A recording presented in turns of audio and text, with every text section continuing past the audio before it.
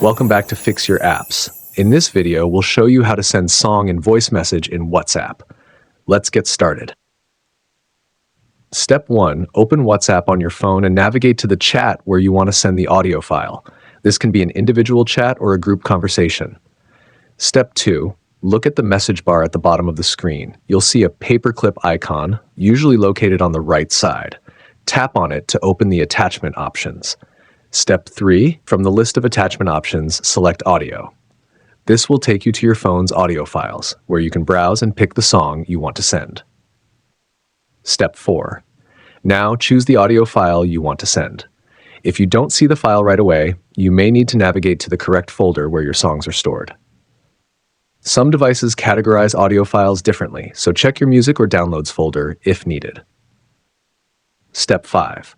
Once you've selected the song, tap the send icon, which usually appears at the bottom right corner. This will prepare the file for sending. Step 6. Finally, confirm by tapping send. Your selected audio file will now be sent as a message to the recipient. They'll be able to play it directly in the chat. Thanks for watching, and please subscribe to the channel.